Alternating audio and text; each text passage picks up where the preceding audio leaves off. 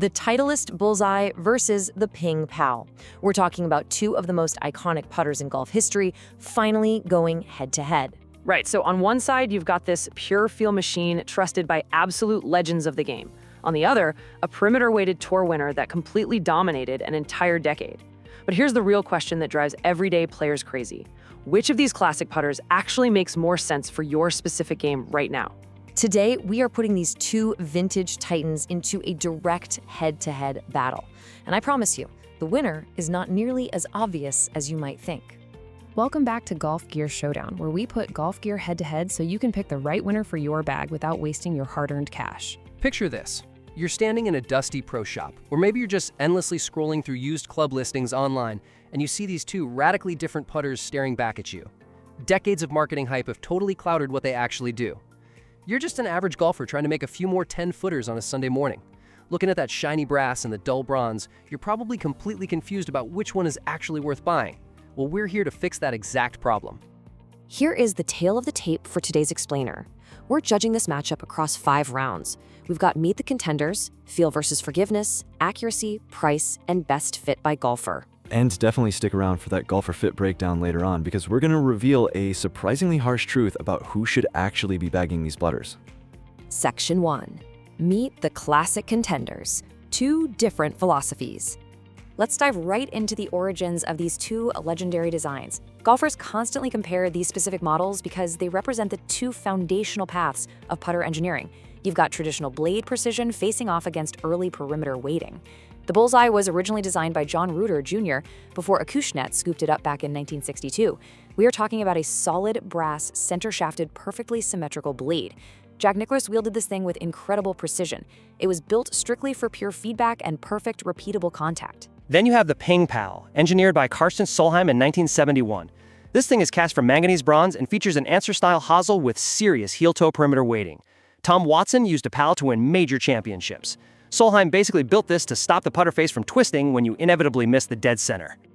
Section 2. Feel versus Total Forgiveness. Rounds 1 and 2.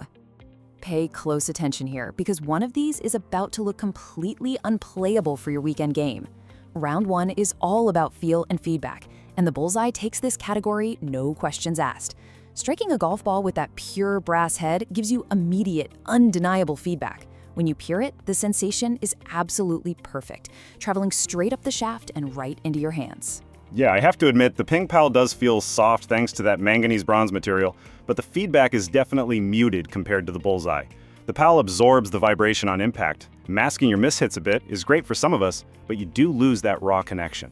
You're totally right, Mike. The Bullseye easily wins round 1 for pure feel. But round 2 focuses on forgiveness, and this is where I gladly take over. That heel-toe weighting actively reduces twisting on off-center strikes. As an everyday 15 handicapper, I desperately need that tech. When I'm playing on bumpy public greens and I catch the ball out on the toe, the Ping Pal keeps it on line. The Bullseye? It just twists in your hands and punishes you immediately. Round 2 goes firmly to the Ping Pal. Section 3. Accuracy and Visual Confidence. Rounds 3 and 4. Don't look away, because we are about to expose a harsh reality about on-course accuracy that most average players completely miss when they buy vintage gear. Mike, for round 3, accuracy, I am arguing fiercely for the Bullseye. Based on design intent, that center-shafted setup heavily promotes a straight-back, straight-through stroke. If your mechanics are dialed in and repeatable, it is laser accurate. I totally disagree with that logic, Mike. We're talking about real, everyday golfers here. Common feedback suggests the Ping Pal's built-in forgiveness actually yields far better 18-hole accuracy for the average player. Tighter dispersion on your mishits means closer putts and fewer 3-putts overall. The Ping Pal clearly wins round 3. Round 4 tackles looks and confidence at address. This is a massive part of the psychological side of putting. The Bullseye possesses this gorgeous, minimalist beauty that purists absolutely drool over, but the Ping Pal gives you a highly functional trailing edge sightline. That little white line makes squaring the face so much easier when the pressure is on. You make a fair point there. Since visual confidence is so incredibly subjective, we're calling this round a rare tie. Minimalist perfection squares off against practical alignment. Both work beautifully for entirely different reasons. Section 4. Price and Overall Value. Round 5.